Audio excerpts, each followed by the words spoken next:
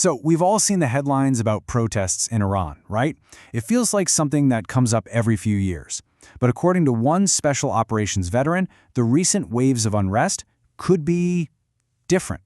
In this explainer, we're going to dive into that specific analysis and see why this time might not just be another temporary flare-up.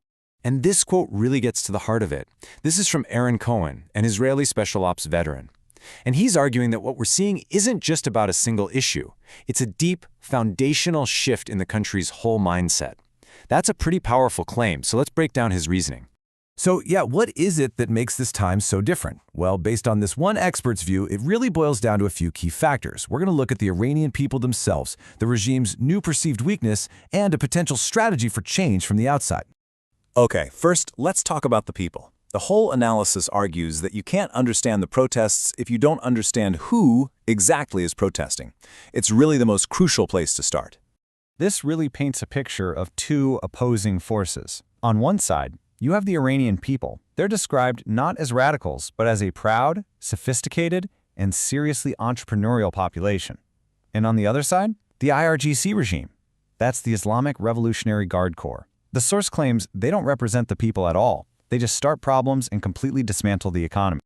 And this is the real game changer here, this psychological shift. The theory goes that for decades, the regime's #1 tool was fear. But according to this analysis, that fear is starting to crumble. People are seeing that the mullahs don't have their best interests at heart. And you know what? That realization is changing absolutely everything. Now, this loss of fear isn't just happening in a vacuum.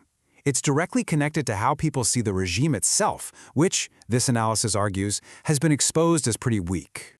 For decades, the regime's whole power structure was built on this carefully crafted myth of being invincible. The whole idea was that they were untouchable, that they were always winning. But this analysis says that myth has been completely shattered by a series of recent events. So, how did the myth get broken down? Well, the source points to two huge events. First, when Israel reportedly took apart Iranian military assets in a matter of weeks. And second, when it dismantled the leadership of Hezbollah, a key piece of the IRGC's power in the region. According to this view, the Iranian people saw firsthand just how hollow their government's power really was. And the consequence of that shattered myth is massive. The Iranian people, who were described as super capable and business-oriented, are now looking at this terror empire their leaders were bragging about and realizing it does absolutely nothing for them. It doesn't build anything, it only starts fires and destroys their economic future. Okay, so if the people are ready and the regime is looking weak, what's the last piece of this puzzle?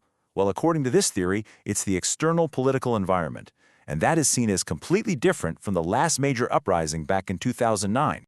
Right. This analysis draws a pretty stark contrast with the 2009 Green Movement. Back then, the source claims the Obama administration offered zero help to the protesters.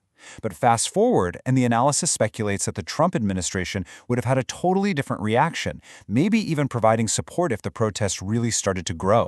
And that potential for outside support leads us right to the core strategy that's being proposed in this analysis.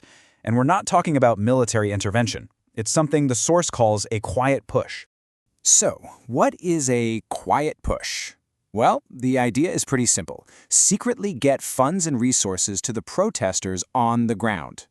This kind of support, the theory goes, would make the movement bolder, help it build momentum, and show everyone that there is a viable alternative to the current regime.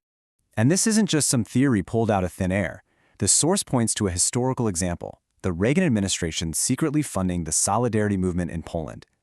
That support helped fuel the movement that eventually led to the end of Soviet influence there, and it was all done without a direct war. The argument is that the same playbook could work in Iran. But even with popular support and outside funding, there is one final critical step needed for a revolution to actually work. And you could argue it's the most important one of all. So, how do you go from widespread protests to an actual change in power? The key, according to this analysis, is the regime's own security apparatus. This slide basically lays out the end game. The outside support helps the protests grow, and the movement starts to look like a credible, winning alternative. At that point, the security forces have a choice. If they see the writing on the wall, they could defect and join the people. And the source claims this could happen very, very quickly. But why would they flip?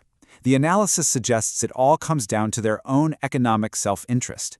I mean, the security forces are Iranians too. They also want a restored economy, open markets, and the kind of prosperity that's been denied to them. They want the doors unlocked so money can finally start flowing through the country again. And this is really the ultimate goal of the whole quiet push strategy. If the Iranian people can change their own government from within, with just a little support from the outside, you could achieve regime change without the need for a devastating war. It would be a revolution driven by the people themselves. And so that leaves us with this massive question. This analysis presents a very specific theory, a combination of a population that's had enough, a weakened regime, and a strategy of quiet external support.